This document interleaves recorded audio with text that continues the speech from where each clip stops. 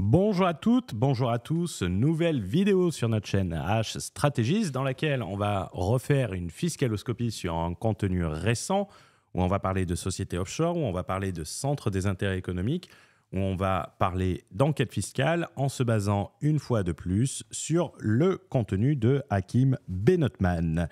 Un mois de novembre très occupé de mon côté avec beaucoup de choses à mettre en place et beaucoup d'événements, ce qui explique la réduction de la publication du contenu. On va reprendre nos habitudes, même si ces dernières vont changer, notamment à partir du début de l'année. Et j'aimerais également dire qu'on va privilégier les directs pour favoriser l'échange, pour favoriser l'apport de valeur et pour favoriser le contenu. Pour ceux qui sont en France, avant de commencer, puisque cela sera en réalité demain, nous allons animer gratuitement un coaching hautement stratégique sur l'art du financement bancaire. Autant payer des impôts en France, autant profiter des opportunités qu'offre la France. Il serait con de ne pas faire cela. Pour se constituer un patrimoine massif rapidement, et c'est entièrement offert. Donc n'hésite pas à t'inscrire. Le lien se trouve, je le mettrai sans doute dans le commentaire mis en avant. Dans notre Telegram que tu peux rejoindre en suivant le lien qui est sous la vidéo, j'ai annoncé le sujet de la vidéo et vous avez été certains à poser des questions. Donc on reviendra sur ces questions à la fin.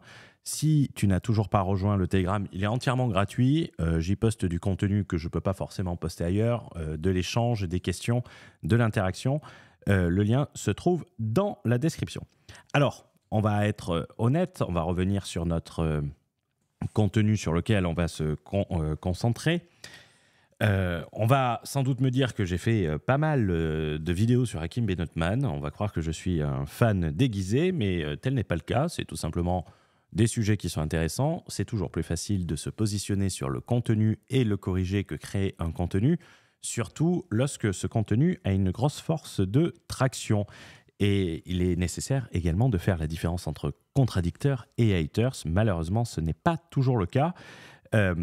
Également, les commentaires débiles de fanboy, j'ai désormais décidé de faire le dictateur et je supprimerai ces commentaires à l'orthographe magnifique. Donc les fanboys, je sais que vous avez du temps à donner, mais on gardera que les commentaires constructifs qui posent des questions auxquelles on peut apporter une réponse. Les autres commentaires, il n'y a pas de haine, il y a juste du commentaire de vidéo et de contenu. Contenu qui peut être suivi par beaucoup de personnes, et on va le voir ici avec des sociétés à l'étranger. On va voir les bons conseils qui sont donnés, quelque chose qui n'est souvent pas évoqué sur les réseaux concernant la requalification d'auto-entreprise. C'est très important, notamment si vous êtes closer ou que vous embauchez en France des freelances d'une certaine manière. C'est très important de le préciser. Donc, ça va être un contenu rempli.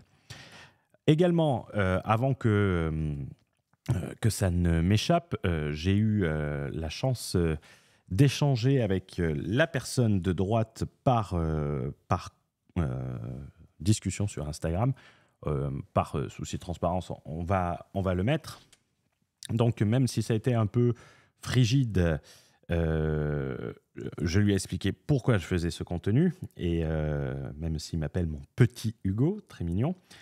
Donc, on a échangé et il y avait des choses sur lesquelles je veux revenir parce que quelquefois, ce n'est pas compris. Et que ce qui est important, ce n'est pas forcément ce qu'on dit, c'est comment c'est compris. J'aime bien pour toi de te décrédibiliser comme ça juste pour faire des vues après tout, car c'était cool ton concept aussi quand tu apportes certaines précisions. Ben, aujourd'hui, on va apporter certaines précisions et j'espère que, je pense que c'est Nadji, je ne veux pas me tromper. Et je veux revenir également sur la chose, sur le club d'investisseurs, parce que je l'avais annoncé avant qu'il soit annoncé. Au début de la vidéo, il est rappelé. Et on me dit qu'on dirait qu'ils te volent de l'argent en le faisant. J'en étais sûr, blablabla. Alors, le sujet n'est pas tellement le club deal ou le reste. Le sujet est qu'en réalité, lorsque on fait des vidéos avec un but marketing consistant à ranger la vérité ou de totalement la modifier ou inventer, on pourrait dire, pour créer un persona, je trouve ça dommageable lorsqu'on a une vraie expérience à apporter, lorsqu'on peut partager des erreurs pour éviter que d'autres personnes fassent des erreurs. et notamment sur des expériences personnelles. On apprend beaucoup plus. Il y avait un podcast sur Legend de Nicolas Sarkozy où il disait qu'il fallait saluer l'échec parce que l'échec apprend beaucoup plus et lorsqu'on a fait des erreurs, il est toujours plus facile de partager de la valeur avec des gens pour éviter qu'ils fassent les mêmes erreurs au lieu de les balayer. Et le problème du marketing, c'est qu'on veut paraître pour Superman, sans faille, et donc dès qu'il y a des erreurs, c'est pas notre faute, c'est la faute des autres. C'est ça que j'expliquais. En faisant ainsi, on explique que les erreurs, ce n'est pas nous, mais c'est par exemple le méchant juge, et on rajoute une couche, notamment dans cet épisode, ceux qui lèvent des fonds, ce n'est que les blancs sortis d'HEC. Grosso modo, je pense que c'était dans l'introduction. Donc la critique ne vient pas sur le fait qu'il fasse un club deal, c'est que le marketing pour sortir ce club deal va imposer des pratiques marketing qui ne correspondent pas forcément au partage de valeur entièrement. Et c'est un exemple que vous pouvez vérifier par vous-même, et je vous invite à ne pas me croire sur je ne sais pas comment on le dit. Il avait parlé dans un épisode de podcast, il avait parlé notamment de l'interdiction de gérer. Et il avait dit qu'il s'était retrouvé interdit de gérer parce qu'il n'avait pas transféré le courrier. Et là, dans cet épisode, je pense que c'est dans cet épisode, oui, je regarde les épisodes parce qu'il y a toujours des choses intéressantes et je n'ai pas peur de le dire, même s'il y a beaucoup d'approximations sur des choses qu'on va corriger aujourd'hui. Il explique qu'en fait, il a eu son interdiction de gérer parce qu'il a refusé de payer 60 000 balles sur une société qu'il avait vendue auparavant. Donc, deux histoires contradictoires. Ce qui peut être intéressant, c'est qu'est-ce qui a entraîné cette interdiction de gérer et qu'est-ce que les gens qui l'écoutent pourraient faire pour éviter d'avoir la même surprise. Et c'est important de le préciser. Voilà ce que je voulais dire en guise d'introduction. La vidéo, on va la prendre à partir d'une partie directement à partir de 8 minutes 02. Pas besoin d'avoir un point de vente physique. Et pourquoi ne pas ouvrir de société en France? Pour ceux qui ont le marqueur, ça sera à partir de 7 minutes 30, 8 minutes 02. Commençons l'analyse dès maintenant. Donc sur le business en France. Oui. Donc aujourd'hui, selon toi, quel est l'intérêt de garder un business en France? Alors encore une fois, moi je critique pas la France ou autre, ni l'Europe. Je dis juste que ça dépend quel business tu fais. Je vois beaucoup de jeunes qui me contactent. Hakim, je vais créer ma start-up en France. Je vends un outil digital. Je vends du réméré avec de l'abonnement. Ceci, cela. Donc, tu vois, des business où il n'y a pas besoin d'avoir un point de vente physique, si tu veux. OK ? Alors, dans cette partie, on va s'adresser notamment aux infopreneurs. Ça tombe bien, nous en avons quelques-uns sur la chaîne et quelques-uns qui regardaient cette vidéo. Et aux créateurs de SaaS et de business qu'on pourrait qualifier de business digitaux. Cela tombe bien, on va rentrer un peu plus dans le détail. On avait fait déjà une fiscaloscopie sur le montage qu'une personne française proposait à l'île Maurice, où la personne parlait d'activités, quant à elle, décentralisées par rapport à des activités centralisées. Cherchez pas, ça veut strictement rien dire. Mais je vous invite à regarder ce contenu puisqu'il avait pour vocation de te vendre un montage totalement frauduleux qui te mettait totalement dans la merde. Et j'avais complété l'analyse du montage par une décision de justice où la personne était exactement dans la même situation et s'était fait redresser suffisamment méchamment. Donc, il faut placer le contexte. On va s'adresser aux personnes qui font du business en ligne et beaucoup d'entre vous recherchez des informations sur Internet et beaucoup d'entre vous recherchez notamment des solutions pour optimiser. Et c'est quelque chose de très intéressant puisque dans les commentaires Telegram que j'ai évoqués précédemment, j'avais eu la question d'une personne qui avait regardé cette vidéo qui demandait comment est-il légal d'ouvrir une société offshore pour encaisser ses produits. Donc il faut comprendre que le contenu qui est partagé ici peut être écouté, peut être pris tel quel et c'est pour ça qu'on va le commenter et on va continuer maintenant qu'on sait à qui on s'adresse. Et je leur dis, OK, tu vas le créer où? Il me dit en France parce que je suis basé à Paris, je suis basé à Lille, je suis basé à Montpellier. Et 1 an après ou 2 ans, il m'appelle, oui, j'ai un contrôle fiscal, j'ai un redressement, je suis embêté. Bon. Alors, on s'adresse donc à des personnes dans le digital qui vivent en France pour éviter le contrôle fiscal. On peut être, ou peut-être pour justifier autre chose, mais là, se pose pas la question. De plus, c'est important de le préciser, une personne ayant un contrôle fiscal 1 an après avoir commencé son activité, c'est quand même assez rare pour le souligner, même 2 ans. Alors, pourquoi je dis ça ? Là, en écoutant la vidéo, on a l'impression que les mecs qui commencent 1 an après, ils se font contrôler fiscalement. J'aimerais avoir des exemples. Je ne dis pas que ça n'existe pas, mais à l'écouter, on a l'impression que toute personne qui commence un business se fait contrôler 1 an après. Pourquoi ça ne fait pas sens ? C'est que tout simplement, quand l'administration te contrôle, elle te contrôle les 3 dernières années. Donc, à la limite, elle va attendre la 3e année pour venir te contrôler. Sauf s'il y a des éléments, bien évidemment, s'il n'y a aucune déclaration de TVA et compagnie, effectivement, ils vont venir te voir avant. Ou si tu déposes pas tes comptes. Mais dans la généralité, j'ai très peu d'entrepreneurs, et j'en conseille pas mal, qui ont eu des contrôles fiscaux dès la première année.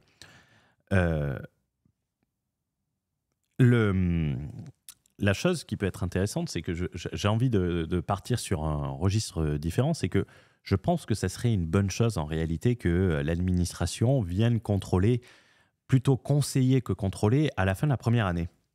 Pourquoi je pense ça ? C'est que, notamment aux Pays-Bas, cela arrive que les contrôleurs fiscaux, qui sont appelés des conseillers fiscaux, c'est assez intéressant pour le préciser, ils vont quelquefois débarquer dès la fin du premier exercice.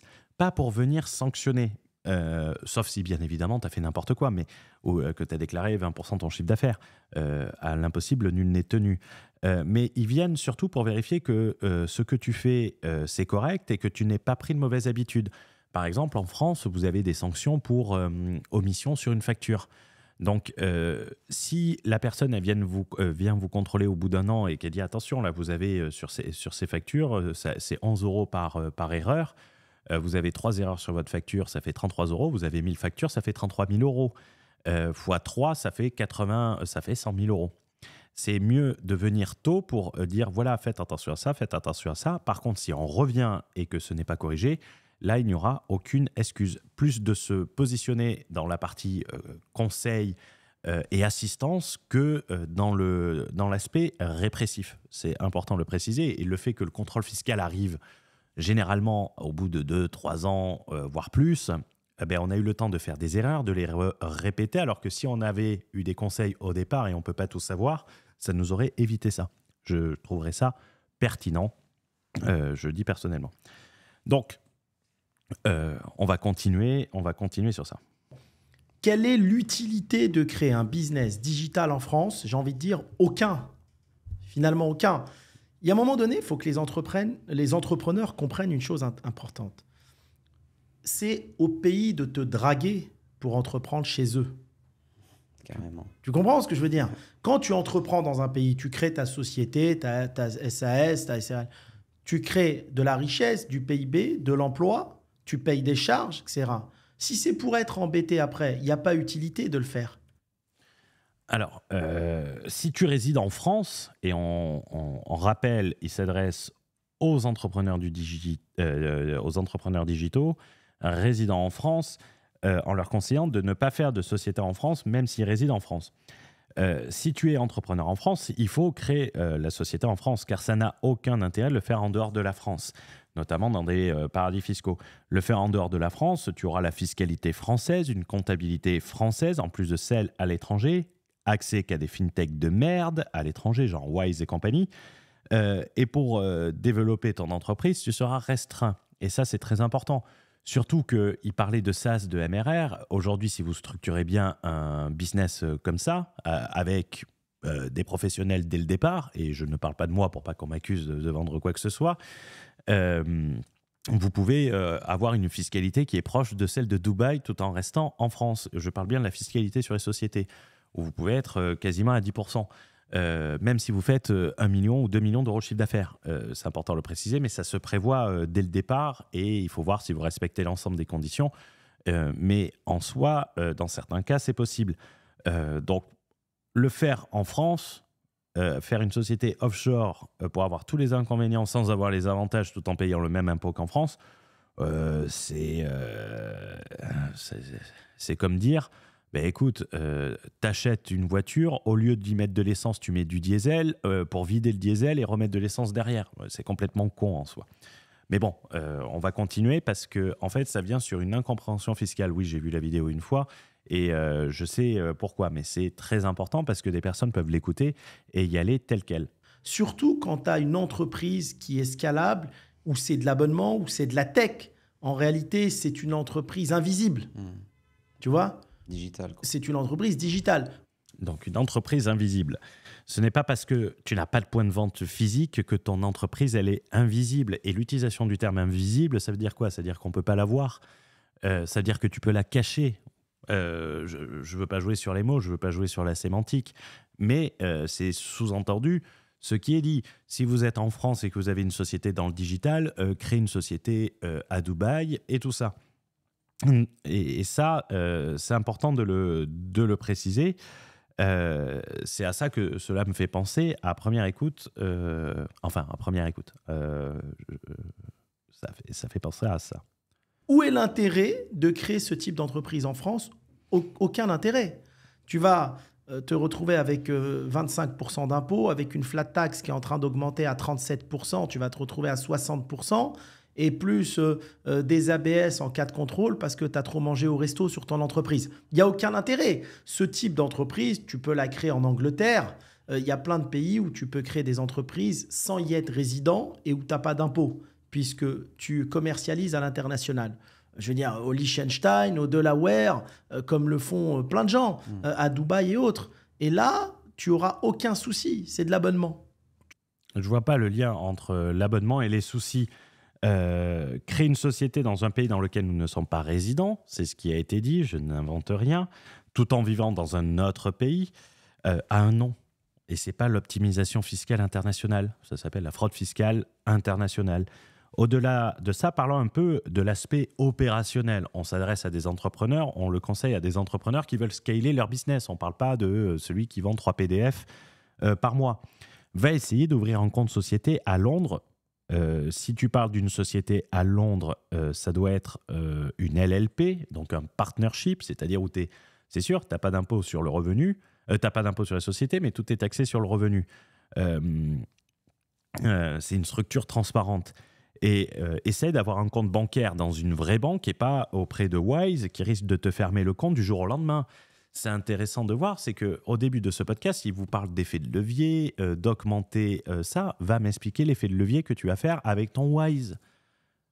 C'est incohérent et surtout, c'est la recommandation de fraude fiscale. Ce n'est pas parce que tes clients sont 100% à l'étranger que tu peux le faire, car ce qui détermine la fiscalité d'une société, avant tout, c'est la résidence fiscale de la société, pas le lieu où se situe sa clientèle.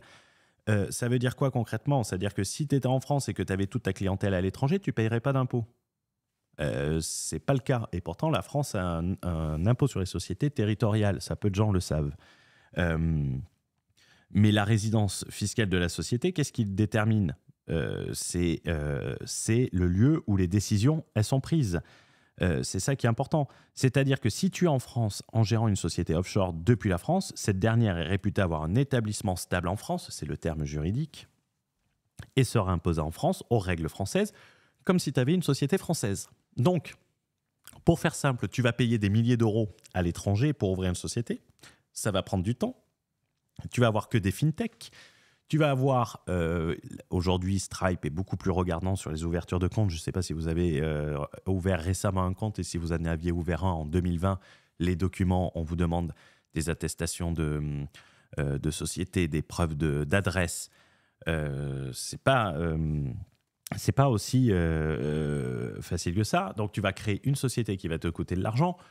Parler du Luxembourg ou de la Suisse, va créer une société là-bas. Tu vas avoir des banques limites, tu ne vas pas avoir accès au levier, et ils ne parlent que de levier, pour avoir la même fiscalité qu'en France sans pouvoir bénéficier des avantages que tu auras en France. Ça n'a pas tellement de sens. Et tu as parlé du Luxembourg, mais le Luxembourg, l'impôt sur les sociétés il est supérieur à 25%. Tu as parlé de l'Angleterre, il me semble que l'impôt est supérieur à 25%. L'impôt sur les sociétés en France n'est pas en réalité ultra élevé si on le compare au reste du monde. Ce qui est très élevé, c'est la fiscalité personnelle. C'est quand tu sors l'argent de cette société. La flat tax, qui n'est pas à 37%, ou qui est à 37% si tu as beaucoup de revenus. Et je ne sais même pas si c'est passé. Mais bon, le podcast a pu être enregistré précédemment, donc on ne va pas jeter la pierre sur ça. Et tu ne te verses pas l'entièreté de tes bénéfices. Un entrepreneur ne se verse pas l'entièreté de ses bénéfices, il développe sa boîte. Et quand bien même le dividende est taxé là où tu es résident fiscal. Donc si demain tu développes une boîte et que tu t'expatries, le dividende, tu ne seras pas taxé à flat tax, tu seras taxé là où tu es résident. Il a parlé de LLP plus haut, donc de sociétés anglaises sans impôt. C'est des LLP, c'est des sociétés en partnership. C'est comme la LLC américaine, on vous dit que c'est à 0% d'impôt. Ce n'est pas 0% d'impôt, c'est non soumis à l'impôt sur les sociétés.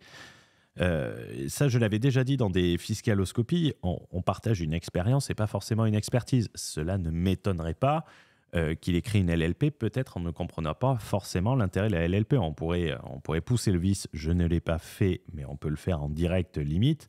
Je ne l'ai pas fait, on pourrait regarder s'il a une LLP. Alors, ça va aller rapidement. Le Company House Great Britain, tout accepté. Company House. Alors, j'accepte les cookies. Find Company Information. Start now. Hakim B. Alors, comment? C'est Benotman. J'ai dit LLP. Alors, Luxembourg, ça va être lui. Ah, Love Company LLP. Donc, on est bien sur une LLP. Donc, structure transparente, c'est pas qu'elle est imposée à 0%, c'est qu'elle n'est pas soumise à l'IS. Donc, vous voyez, on partage une expérience, pas forcément une expertise. Et ça, c'est relativement important de le préciser. Il serait intéressant de voir, on pourrait pousser le vice plus loin, il serait intéressant de voir si, par exemple, il a un compte bancaire auprès d'une vraie banque sur cette LLP anglaise. Quand je dis vraie banque, c'est un compte à la City. Après, il a des ressources financières qui sont élevées, donc ça ne devrait pas poser de problème, à la Barclays ou des choses comme ça. L'entrepreneur qui lance sa société, il n'aura que Wise, avec un risque de se faire foutre à la porte du jour au lendemain, c'est-à-dire de perdre pas 25% de ses profits, mais de perdre 100% de son chiffre d'affaires. Donc, il y a des choses, il faut rappeler ça. Continuons. Tu peux prélever de l'abonnement dans le monde entier avec une entreprise basée à Dubaï, basée à Londres, en Irlande ou en Suisse ou au Luxembourg. Donc, l'entrepreneur a tout intérêt à aller créer cette entreprise dans le pays où il y a le moins d'impôts, tu vois, puisqu'en plus, ces pays-là te draguent. Ouais. Tu as même des pays d'Europe de l'Est qui te draguent à venir pour créer l'entreprise chez eux. Et après, si tu veux vraiment optimiser maximum fiscalement, bah, tu as juste à résider à Dubaï ou dans d'autres pays où il n'y a pas d'impôt personnel et ton entreprise dans un pays où il n'y a pas d'impôt sur les sociétés. Yes. Et tu te retrouves avec 100% de bénéfices dans ta poche. Alors, il a bien précisé la deuxième étape, c'est-à-dire que pour optimiser l'impôt sur le revenu, d'avoir 100% d'optimisation, il faudrait s'expatrier fiscalement. Mais ce qui sous-entend, qui te recommande de créer ta société même si tu résides en France, puisque pour t'expatrier à Dubaï, il faut vivre dans un pays avant, de la créer à l'étranger et donc, grosso modo, de bénéficier de la fiscalité locale en Angleterre, en Irlande, au Delaware, en confondant LLP et Limited, société opaque, société transparente, mais passons sur ça. C'est pas valable. Le mec qui suit le conseil en le prenant comme exemple, bonne chance. Hein. J'espère que tu auras de la chance et que tu auras de la chance de manière permanente. Parce que face à l'administration fiscale, il ne faut pas qu'elle soit française ou étrangère. La question n'est pas d'avoir de la chance, c'est d'avoir de la chance en permanence quand eux, il leur faut un seul coup de chance pour te tomber dessus. Et c'est important parce que il parle de Dubaï ici, avec une LLP ou une LLC, américaine. J'avais fait une vidéo sur le sujet de Dubaï, parce que beaucoup de gens se sont dit, ouais, vu qu'à Dubaï, il y a de l'impôt sur la société, mais pas perso, on va faire des sociétés à l'IR, donc une LLC, une LLP, pour ne pas payer d'impôt.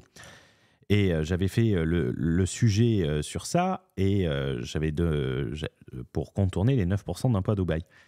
Il faut savoir qu'à Dubaï, tu es obligé de déclarer ta société. Donc, ta LLP, tu devrais la déclarer à Dubaï comme ta LLC, sur lequel tu serais taxé comme si tu avais une société locale. Et si tu ne le fais pas et que tu te permets de contourner les 9% d'impôt à Dubaï, cela te permet, alors c'est théorique, mais jusqu'à ce que ça soit dans la pratique, de risquer 3 fois le montant fraudé. En France, par comparaison, une fraude fiscale, c'est 0,80. C'est 80% de majoration. À Dubaï, c'est 300% de majoration. Donc, ça fait un peu plus mal. Des peines d'emprisonnement de 3 mois à 3 ans. On ne dit pas jusqu'à 3 ans de prison. On dit de 3 mois à 3 ans. C'est-à-dire que minimum, c'est 3 mois chez moi. Pour de l'évasion fiscale intentionnelle, si tu crées une société à l'étranger pour contourner l'impôt et pour ne pas payer l'impôt de 9%, tu vas m'expliquer comment ce n'est pas intentionnel, surtout que tu as souvent une société dubaïote pour ton Emirate ID. Des peines d'emprisonnement, ça peut aller jusqu'à 5 ans pour de la dissimulation, avec une interdiction de quitter le territoire tant que tu n'as pas payé. Alors, ils sont un peu plus radicaux qu'en France et à mon avis, ils sont un peu meilleurs sur les EQTF qu'en France. Et s'il y a bien une chose où Dubaï se démarque par rapport à la France, il faut le préciser, c'est que Dubaï n'est pas réputé pour être laxiste. Et les gens confondent 0% d'impôt avec Disneyland. Donc, ils se disent, il n'y a aucune règle. Non, il y a énormément de règles. J'ai envie de dire, fais un test simple, insulte un flic en France, insulte un flic à Dubaï et compare. Et après, tu te poses la même question. Est-ce que tu préfères frauder le fisc français ou frauder le fisc dubaïote ? La question, je pense qu'elle est vite répondue. Et ce n'est pas parce que ta clientèle elle est étrangère, c'est là où tu gères ta société, point à la ligne. Donc, si tu as envie d'avoir une société en Irlande, tu es obligé d'avoir des bureaux et pas une adresse de domiciliation. Tu es obligé d'avoir un directeur, d'un mec qui prend toutes les décisions, qui a accès au compte bancaire et tout ça. Donc, ce n'est pas si simple que ça. On le reverra après ça. Et contrairement à ce que les gens pensent, ces entreprises peuvent être vendues aussi à des fonds d'investissement internationaux. Donc, j'ai jamais compris les gens qui créent des startups qui n'ont pas besoin on va dire, de points de vente physiques, créent des startups dans des pays à forte imposition. Effectivement, il est possible de vendre des sociétés partout, mais quand tu revends une société, et il a revendu des sociétés, et il le sait mieux que quiconque, il le sait mieux que quiconque, il y a ce qu'on appelle une due diligence, ou audit en français. Et je peux t'assurer que si tu n'es pas clean fiscalement, ta société, tu vas te taper une gap, mais elle va être massive. Elle va être massive. Donc, ce que tu auras économisé d'un côté, tu vas le perdre beaucoup plus de l'autre. Parce qu'on ne rachète pas une boîte qui n'est pas clean. C'est comme une voiture. Si j'arrive avec une voiture toute démolie qui fume noir, tu n'as pas envie de la racheter. Tu me dis d'abord, tu la remets en état et après, on parle. Mais c'est pareil avec une boîte. Tu n'as pas envie de racheter une boîte où le lendemain, tu peux avoir un contrôle et c'est toi qui es responsable quand tu reprends la boîte. Imaginons un cas tout simple. Je te vends une voiture à 50 000 balles. D'accord ? Je te dis, tiens, voilà j'allais dire Lamborghini, c'est un peu léger, 50 000 balles. Mais disons, je te vends une voiture 50 000 balles. Et en regardant, tu vois, tu vas sur le site du gouvernement où il y a l'état des PV et tu vois qu'il y a 10 000 euros de PV impayés. Et tu sais très bien que si tu achètes la voiture, c'est à toi qu'on viendra le réclamer ensuite. Tu vas toujours me payer ma voiture 50 000 ? Tu vas me dire, mais attends, tu te fous de ma gueule, il y a 10 000 euros de PV, donc ça fait 40 000, voire encore moins parce qu'il y en a certains qui sont majorés. Si tu fais n'importe quoi sur ta société, t'inquiète pas que les audits, ils vont te le lever, ça. Et ils vont pas vouloir courir le risque d'un redressement parce que c'est la société qui peut être responsable. Donc, grosso modo, toi, tu as fait n'importe quoi et tu revends ta boîte et c'est à moi, en plus de racheter ta boîte, de payer tes conneries. Je pense que c'est assez simple. Et les gens qui vont faire l'audit, je vais dire, hein, un contrôleur fiscal, c'est un bon œil, hein, mais les mecs qui font des audits, mecs qui sont même limite meilleurs que moi, et t'inquiète pas, hein, là, eux, il n'y a pas l'état de droit où il faut prouver. Il y a un truc qui ne nous plaît pas, bam, on le met dedans. Ben, t'avais qu'à mieux le faire, t'avais qu'à mieux te faire conseiller. Donc ça, il faut en avoir conscience. Et de dire que les conneries que tu vas faire sur une société et que tu vas revendre, c'est un peu comme sur ta voiture. Si tu la défonces, si tu crames les sièges et tout, tu vas pas la revendre comme si rien n'était. Et tu penses qu'on va te racheter une boîte avec un risque pénal si tu as fait n'importe quoi? Tu penses que j'ai envie de racheter ta boîte pour payer pour tes conneries? La réponse est vite répondue, comme dirait un autre philosophe de Dubaï. Ce qui est d'autant plus débile dans le raisonnement, c'est qu'une start-up, soyons sincères, il parle de start-up pour être revendue. Sur son lancement, elle ne va pas payer d'impôts. C'est pas bénéficiaire une start-up, car elle ne génère pas de bénéfices, elle fait que dépenser du fric. Par contre, elle va avoir besoin de financement, elle va avoir besoin de lignes de crédit, elle va avoir besoin de subventions. Donc, il faut peut-être plus viser cela qu'autre chose. Tu penses que Wise, sur la LLP sans substance, va t'ouvrir des lignes de crédit? Et soyons raisonnables un peu. Mais on voit que c'est bien, s'il y a bien un argument à ne pas prendre en compte sur une start-up, et c'est bien le coût du fiscal, puisque ta société est déficitaire, notamment si tu as développé un SaaS ou n'importe quoi. Alors oui, il y a des sociétés qui sont bénéficiaires immédiatement, mais sociétés qui sont bénéficiaires immédiatement, faut voir si elles se vendent. Il y a des coûts de développement, il y a des immobilisations, il y a le paiement de plein de choses qui ont été faites en avance. Donc avant d'avoir ça, bonne chance, j'ai envie de dire. Reprenons. Ça, c'est le premier sujet. Le deuxième sujet, tu as un risque social qui est beaucoup plus élevé, avec les prud'hommes, avec tout ce qu'on connaît. Donc, j'ai envie de te dire autant. Et en plus, le salariat coûte cher. Et il n'est pas forcément plus compétent qu'à l'étranger. Donc, en fait, c'est des modèles où tu peux créer ton entreprise dans un pays à faible fiscalité et ne faire travailler que des auto-entrepreneurs à travers le monde. Aujourd'hui, avec les liens de meeting comme Zoom, etc., il n'y a plus aucun intérêt à avoir des salariés, j'ai envie de te dire, en Europe qui sont très chargés, puisque vaut mieux avoir des auto-entrepreneurs à l'international. Parce qu'aujourd'hui, tu as même des startups en France qui ont des auto-entrepreneurs en France qui, demain, se font requalifier en salariés. Tu te retrouves au prud'homme. Ouais. La requalification, elle est permanente.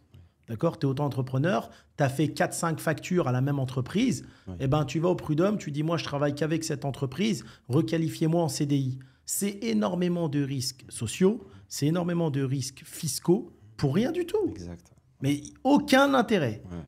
Alors ça, il faut souligner que tout ce qui est dit ici est exact et que c'est ultra pertinent. Également, sur la notion des requalifications des auto-entrepreneurs, j'invite toutes les personnes qui embauchent des auto-entrepreneurs qui sont en France ou même à l'étranger de faire attention sur la façon du recrutement de leurs auto-entrepreneurs. C'est pas aussi simple la requalification en disant tu as 4-5 factures. Il y a des éléments, ça s'appelle notamment des liens de subordination, si je dis pas de conneries, et des conditions. Je suis pas un expert, je vais pas m'avancer sur ça. Mais c'est pas parce que tu as fait 4-5 factures à une société que ça suffit. Tu peux faire une seule facture et ça suffit. Ça dépend vraiment, mais ça concerne beaucoup ceux qui recrutent des freelances, ceux qui ne font pas attention, ceux qui ont l'intelligence d'appeler leurs freelances leurs employés. Les gens, quelquefois, sont débiles. Hein. Ils appellent leurs freelances leurs employés, mais pourtant, ils les recrutent en freelance et ils ne veulent surtout pas les avoir en salariés. Donc, faites attention à votre discours, faites attention à comment vous en parlez et faites attention à tout ça. Et il faut faire attention à cet aspect dont il parle et faire attention notamment sur les contrats, c'est-à-dire faire un contrat cadre qui permette, ça vous faites accompagner au départ, c'est pas moi qui vais le faire, donc on ne va pas m'accuser de vouloir vendre une prestation, c'est la seule défense de ceux qui n'ont pas d'argument. Faites-vous accompagner sur ça, notamment, je pense notamment aux closers, ceux qui closent pour les sociétés. Après, il faut apporter un peu de nuance. Pour des petites boîtes, c'est bien d'avoir des freelances parce que c'est flexible et facile. Pour des boîtes que tu cherches à vendre, tu n'as pas envie forcément d'avoir des gens qui peuvent se barrer du jour au lendemain et te planter du jour au lendemain, même si un employé peut te planter du jour au lendemain. Mais un freelance, il n'a aucune obligation envers toi. C'est-à-dire qu'il commence un projet à l'autre bout du monde et il trouve quelqu'un pour un autre projet qui le paye plus cher, il te plante du jour au lendemain. Et là, ça peut être difficile. Il y a pas, et là, si tu vas aller le suivre, le mec qui est au fin fond de Bali avec sa LLC au Delaware, bonne chance. Donc, il faut mixer peut-être les deux et atténuer le conseil selon la taille de la société. Continuons. Le seul intérêt de créer aujourd'hui une entreprise en France, c'est si tu es bien sûr dans le business physique. Tu as par exemple une franchise, ta franchise, elle se développe, tu es obligé de faire un site pilote, et ben faut le faire en France, donc si tu as envie de le faire en France. Bien sûr. Après, j'ai envie de te dire, tu lances par exemple un groupe de restauration, tu peux le faire en Espagne, tu peux le faire en Italie. Je veux dire, l'Europe est grande, le monde est grand. La France aujourd'hui, ça représente 1% seulement de la population mondiale. C'est pas là-bas que tout se passe. Exactement. Tu vois? Exactement. Donc, n'hésitez pas à sortir de votre zone de confort, de prendre votre avion et d'aller faire du business n'importe où dans le monde. Business physique ou business digital, c'est la même chose. C'est juste des considérations différentes.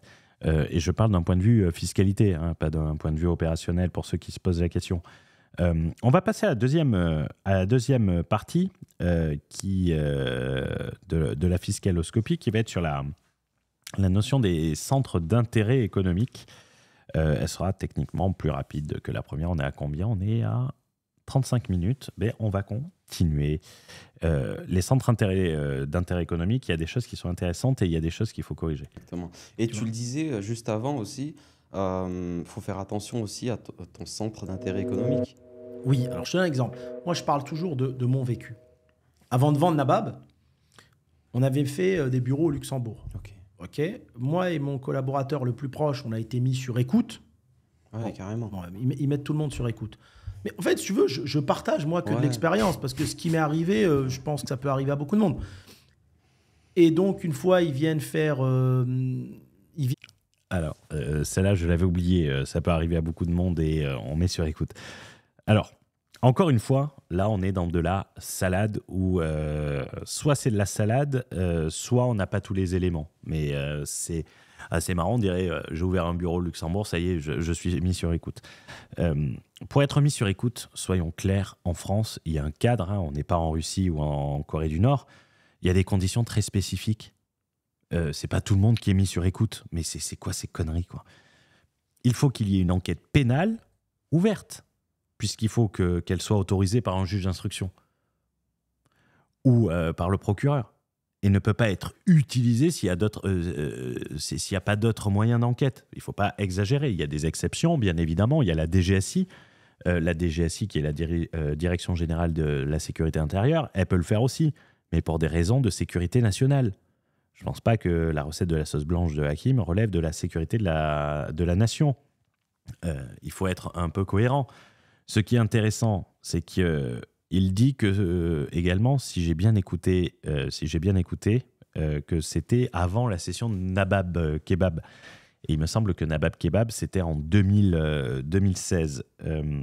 Pareil, hein, dans les commentaires, corrigez-moi. L'autorisation où on a élargi les pouvoirs d'enquête de l'administration fiscale, et c'est ce que je disais à son collègue sur la filature pour le billet de 50 € à la station-service, sur Instagram, il a été donné en 2018.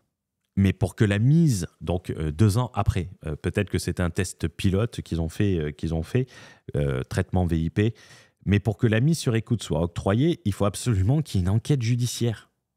Une enquête judiciaire, on n'est pas sur des soupçons. Donc, résumons clairement sur la mise sur écoute, il y a 2 possibilités.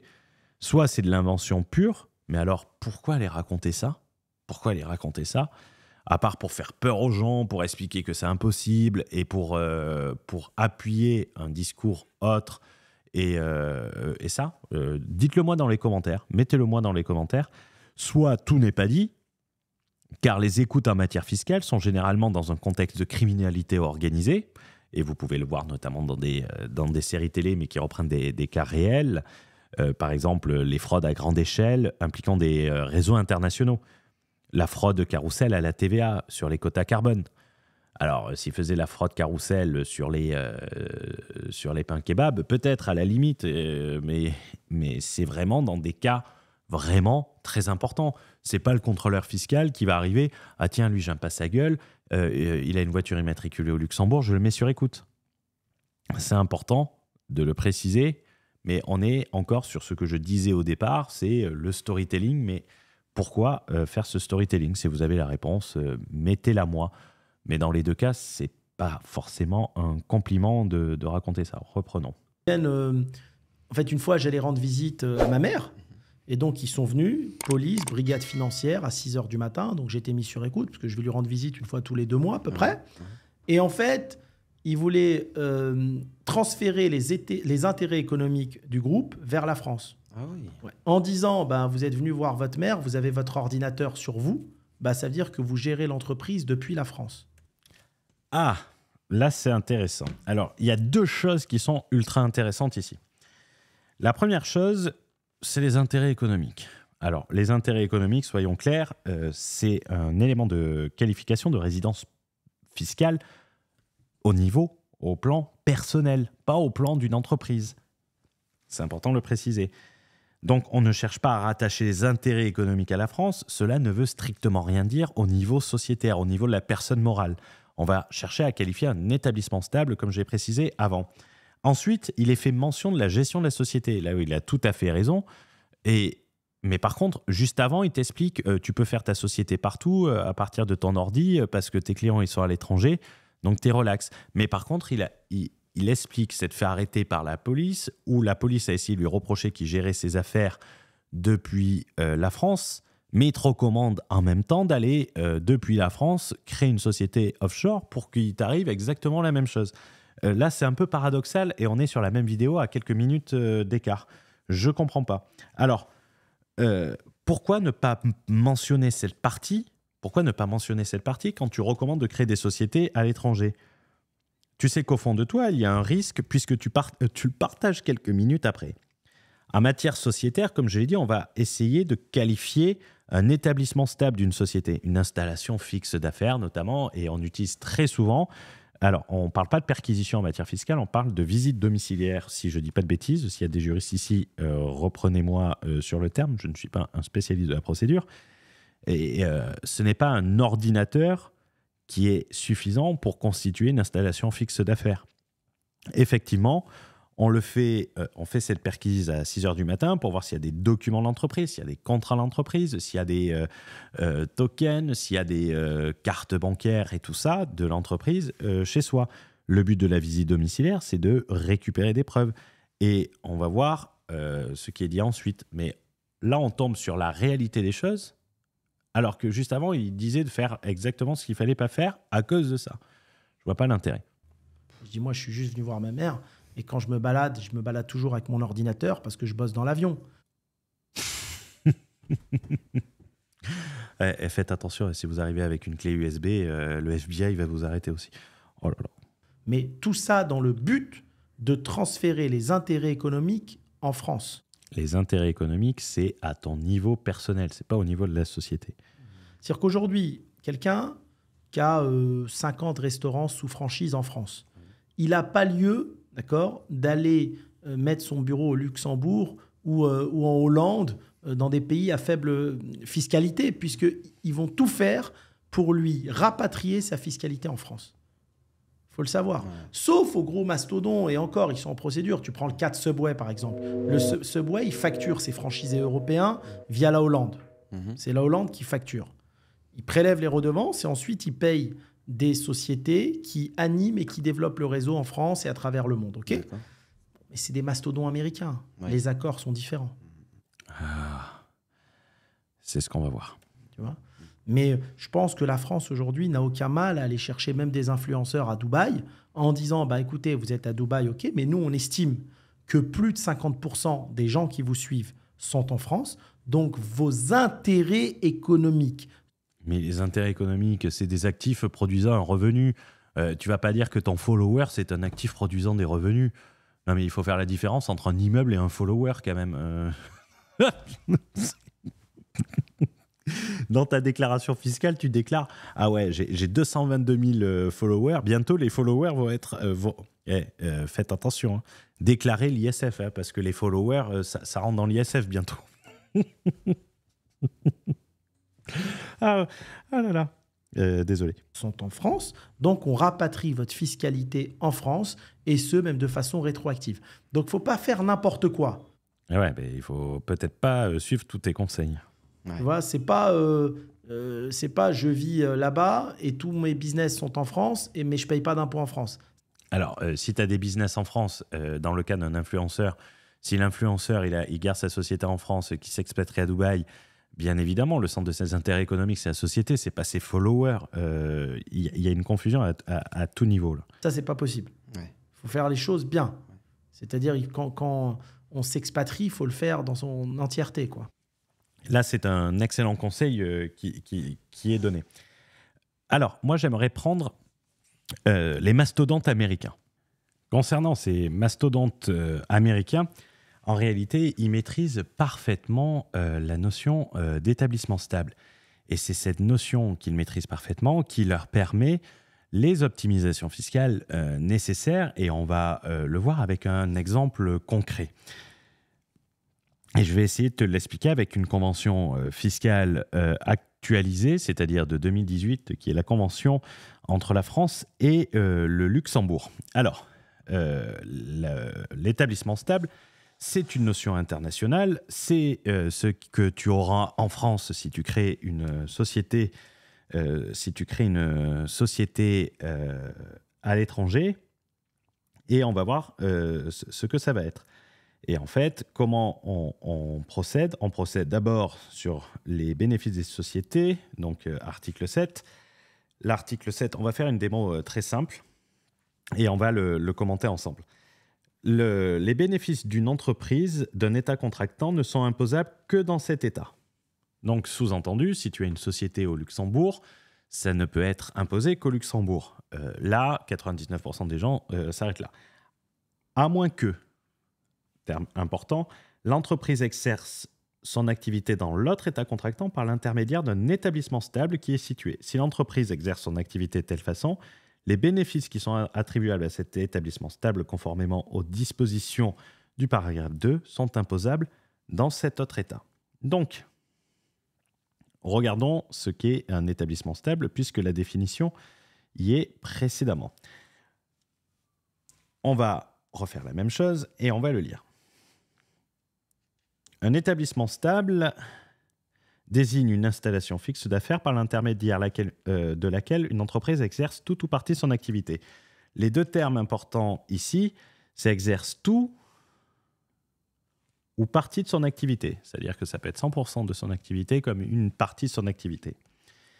L'expression établissement stable comprend notamment un siège de direction, une succursale, un bureau, une usine, un atelier, une mine et des puits de pétrole. Alors, ces puits de pétrole, ça ne va pas trop vous concerner. Un chantier de construction de montage ne constitue un établissement stable que si sa durée dépasse 12 mois. À seule fin de déterminer si la période 12 mois visée a été dépassée. Voilà. Il y a d'autres éléments qui vont être intéressants parce qu'en plus d'une définition positive, il y a une définition négative. C'est-à-dire on te dit ce qu'est un établissement stable, mais on te dit également ce que n'est pas ce qui ne constitue pas un établissement stable. Et là, ça va être relativement intéressant pour ceux qui s'intéressent au sujet. Nonobstant les dispositions précédentes, on considère qu'il n'y a pas d'établissement stable si il est fait usage d'installations aux seules fins de stockage, d'exposition, de livraison de marchandises appartenant à l'entreprise. C'est pour cette raison excessivement simple et se trouve dans ces textes, dans ces notions, si vous les maîtrisez, le cœur de l'optimisation fiscale des GAFAM, parce que cette partie, elle vous fait penser à quoi ? Installation aux seules fins de stockage. Lorsque vous achetez un livre sur Amazon, vous le payez à Amazon Luxembourg. Pour autant, ça vient d'un entrepôt qui se situe en France, entrepôt qui se situe avec des employés. Mais un entrepôt qui est juste là à des fins de stockage, d'exposition et de livraison, donc les entrepôts Amazon, ne constituent pas un établissement stable. C'est pour ça que Amazon ne paye pas d'impôts en France. C'est grâce à cette ligne. Le mec qui a bien lu cette ligne, les cabinets d'avocats qui ont bien lu cette ligne, ben, ils ont fait le montage sur mesure pour Amazon pour lui faire économiser des centaines de millions d'euros. Donc, c'est bien de parler des Américains et des mastodontes, mais ils ont exactement les mêmes règles. Et ça, c'est important. Il y a d'autres choses. Voilà. C'est le 5. Lorsqu'une personne agit dans un état contractant pour le compte d'une entreprise, ce que vous faites si c'est vous le gérant de l'entreprise Vous agissez pour le compte de l'entreprise, conclut habituellement des contrats, c'est vous qui faites les factures, c'est vous qui faites les prestations,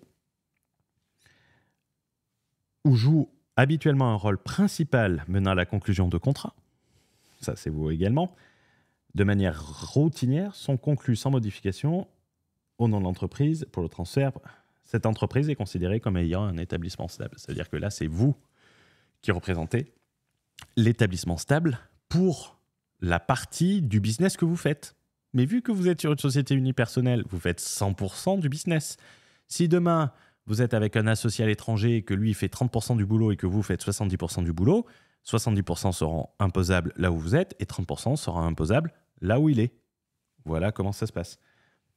Pour l'expliquer simplement, et j'espère que c'était assez compris. Mais en gros, c'est exactement les mêmes règles pour les grandes sociétés que pour les autres sociétés. Ensuite, pour en revenir sur ce qu'on disait avant sur les influenceurs et tout ça, comme je l'ai dit, c'est du bullshit, à part si tu utilises une LLC ou une société de personnes comme une LLP, par exemple. Mais pour revenir sur la notion de centre économique, c'est une notion particulière, au niveau particulier, c'est-à-dire ta résidence fiscale personnelle, pas au niveau de la société. Il y a bien un arrêt en 2012 qui concernait un Français expatrié en Belgique où on a reconnu un centre des intérêts indirects, mais ce n'est pas pour cette raison qu'il a été requalifié de résident fiscal français. Il a été requalifié de résident fiscal français car il n'avait pas mis un blindage de résidence efficace en place, qu'il avait déclenché les critères, et qu'en déclenchant les critères, et par son manque de capital humain, de formation et de stratégie, il n'y avait pas pensé, et c'est lui qui a permis, par son incompétence, à se faire requalifier en France. On l'explique dans le Borderless Entrepreneur, sur la grosse partie des conflits de résidence, qu'on appelle le blindage de résidence, c'est des termes qu'on nous a repris. Il faut déployer une stratégie pour sécuriser sa résidence fiscale. Avoir une résidence fiscale n'est pas suffisante.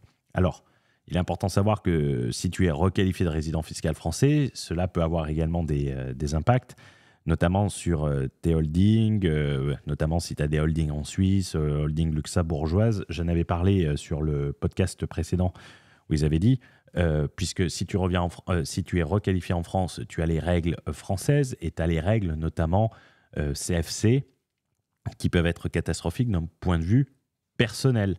Et là, tes holdings, elles se retournent contre toi avec notamment les règles de transparence forcée ou ATAD 3. J'en avais parlé sur la première fiscaloscopie d'Hakim qui recommandait de mettre des holdings partout dans le monde, de mettre une holding patrimoniale, une holding opérationnelle.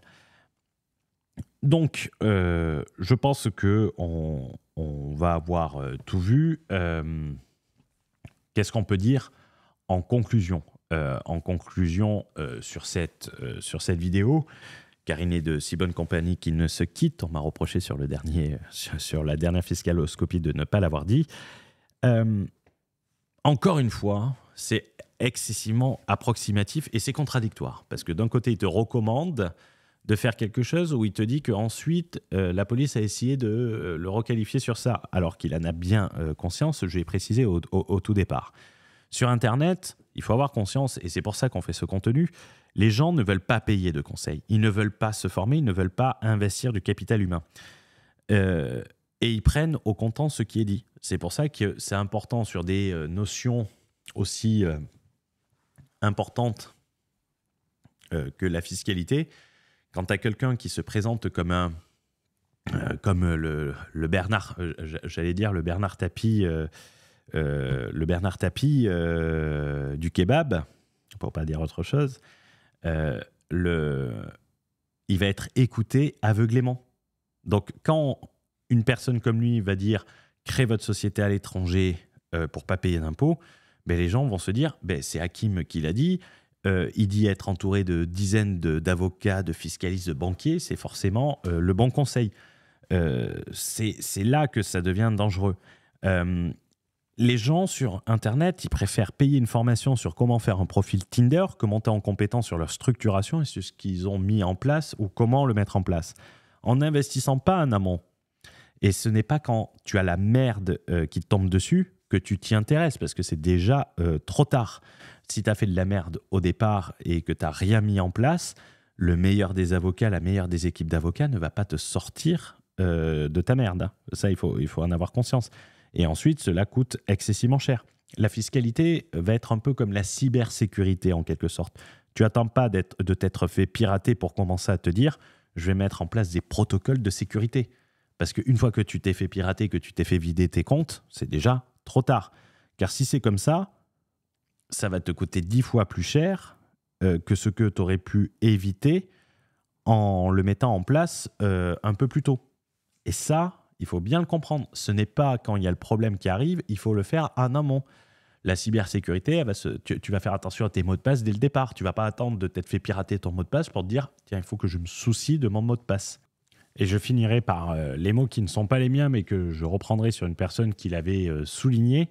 Et j'en profite pour lui faire un peu de pub sans affiliation, un Mac, un iPhone, un business. Maximilien qui m'avait dit « ça m'a coûté plus cher de ne pas me faire accompagner. J'ai l'énorme regret de ne pas être passé plus tôt. J'ai perdu des dizaines de milliers d'euros parce que j'ai voulu économiser 1500 € d'accompagnement en fiscalité. 100% de mes erreurs auraient pu être évitées facilement. Merci de me donner l'esprit tranquille, Hugo. Et ça, c'est important en matière de fiscalité. Tu ne vas pas t'intéresser à la fiscalité quand tu as le courrier de l'administration fiscale. Ce n'est pas quand ta maison est en train de brûler que tu te dis, putain, peut-être il faudrait que j'achète un extincteur, tu vois. Non, tu le fais en amont. J'espère que ce contenu aura pu vous aider. Je rappelle les règles de la nouvelle dictature. Les commentaires de fanboys qui ont autant de fautes d'orthographe que de mots, je ne m'y intéresserai pas. Ils seront supprimés parce que si vous êtes incapable de faire preuve j'allais dire parcimonie, mais d'esprit critique, ça ne sert à rien, votre place n'est pas là et de toute façon, vous ne m'intéressez pas. Donc dégagez, ça sera plus rapide. Je vous souhaite une excellente journée, une excellente soirée et je vous dis à très vite dans un prochain contenu. Ciao, ciao.